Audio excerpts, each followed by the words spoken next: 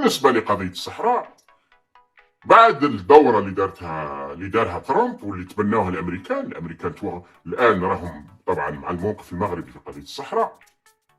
جاء الموقف الإسباني، جاء الموقف الألماني. راهو كثير من الشعب الجزائري ما يعرفش الموضوع هذا. الألمان راهم تبناو الطرح المغربي مؤخرا.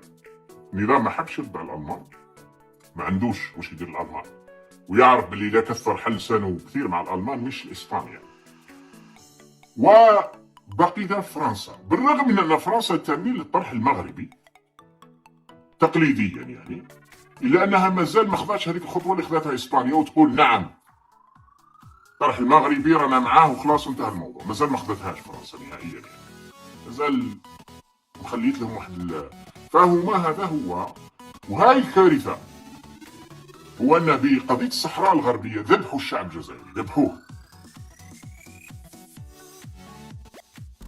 في حين أنه كان المنطق يقول من أن الجزائر والمغرب تتفق على حل قضية الصحراء الغربية يكون في مصلحة الجميع،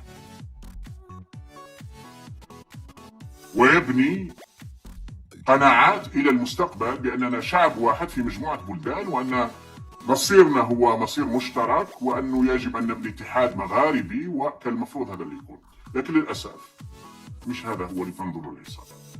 وتستخدم قضية الصحراء نشناها الآن أيضا في تونس، حيث أثارت ضجة ما بين النظام المغربي ونظام قيس سعيد وكل الخلل اللي صار. طبعا كان هذاك من أموال الشعب الجزائري اللي دفعت لقيس سعيد أكثر من 400 مليون دولار، 450 مليون دولار، أو هلو على مرتين أو ثلاثة، باش في النهاية يستقبل زعيم البوليساريو. تصرى خصومه الآن يعني يزيد موضوع الصحراء، يعمق الخلافات.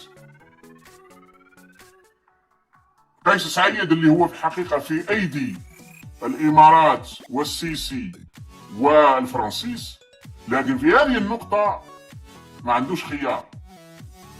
راهو أموال الشعب الجزائري تدفع للزبانية تاع قيس سعيد، تكون غير تروح للشعب التونسي، راهي تدفع لكبار المسؤولين، لأن تونس راهي مفلسة ما عندهاش دراهم.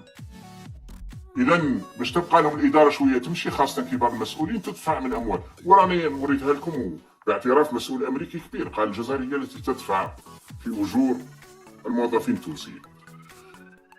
طبعا الموظفين هنا المعني به هو أساسا كبار الموظفين، يعني صغار الموظفين مساكن في تونس راهم عايشين على الحديدة، راهم عايشين تقريبا في حالة قريبة من الفقر كما في الجزائر. دائما ينظرون على بقاء. قضية الصحراء هذه استخدمها النظام في الحقيقة لبقائه، وماهوش أو يقول لك تقرير المصير ضل تسمع فيها، راه مش صح. لأنه كان جاء هذه العصابة المافيا بالفعل تؤمن بتقرير المصير، سقسوهم. وبعد خوتنا اللي راهم مخدوعين بالطرح نتاع تقرير المصير ما تقرير المصير، سقسوهم قول لهم علاش ماناش معترفين بالكوسوفو. الكوسوفو هذه دولة سكانها 95% مسلمين أو 90% مسلمين وألبان، وكانت تحت الاستعمار الصربي. علاه ما نديروش تقرير المصير؟ ما نعترفوش بها، مع أن الكوسوفو معترفين بها أكثر من نصف دول العالم، يعني لماذا لا نعترف بها نحن؟ سقسوهم، سألوهم على هذه، سألوهم قول لهم لماذا لا ندافع على شعب تركستان الشرقية الإيغور اللي راه تحت الاستعمار الصيني؟ لماذا؟ بالعكس، العصابة هذه خرجت بيانات شحال من مرة تدعم فيه الصين. يعني الصين اللي العالم أجمع قال بأنها أخذت ملايين مسلمين وحطتهم في مراكز كما يسموهم إعادة التربية، معناه ينحوا لهم أي حاجة، تقاليدهم، ثقافتهم، دينهم، لغتهم، نحوا لهم أطفالهم، داوهم الأسر الرصينية يربوا لهم أطفالهم، يعلموهم من بالبداية ياكلوا الخنزير ويشربوا الخمر وعلى الطريقة الصينية. لماذا ما دامنا نتكلم على تقرير الشعوب تقرير المصير؟ هذا لا يعني أني مع الطرح المغربي بالمناسبة. أنا أرى أن الصحراء يجب أن يكون هناك توافق شامل في المنطقة، توافق شامل في المنطقة يكون مع حقوق الصحراويين وحقوق المغاربة وحقوق الجزائريين وغيرها، طرح شامل. وهذا الطرح الشامل ما فيش ما خير من إلغاء الحدود وبناء اتحاد مغاربي، فلا تصبح هناك أصلا قضية لا تطرح. لكن عموما بما أننا راهم يتكلموا على تقرير المصير، سألوهم علاش ما وقفناش مع الروهينجا اللي ميانمار قتلوا منهم عشرات الآلاف وطردوا منهم الملايين، لماذا ما وقفناش معهم؟ لأن الطغمة تاع مع أن الطغمة تاع ميانمار ما عندهمش مصالح مباشرة معهم، طغمة كما هما فقط. كان ممكن نقولوا تقرير المصير،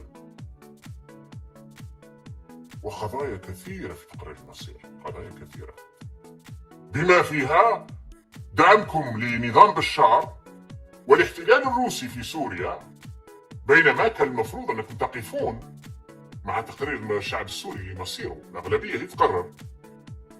ونقدر نتكلم على مواضيع أخرى كثيرة في قضية تقرير المصير. إنه ليس تقرير المصير، إنكم تستخدمون قضية الصحراء الغربية لذبح الشعب الجزائري وتوتير المنطقة ككل وتخويف الشعوب بعضها البعض وإضعاف المنطقة ككل. هذه هي المأساة الحقيقية. ودائما بصناعة العدو الخارجي، عدو داخلي يتمثل في من يعترض عليكم، يصبح إرهابي ومانيش عارف وتخلقوا له كل ما شيطنة رهيبة، وعدو خارجي دائما تبحثون عنه وفق نظرية ماكيافيلي للأمير قبل 500 سنة، عندما كان يوصي الأمير: إذا لم يكن لك عدو فاصنعه، فإن صناعة العدو مهمة جدا. صناعة العدو مهمة جدا.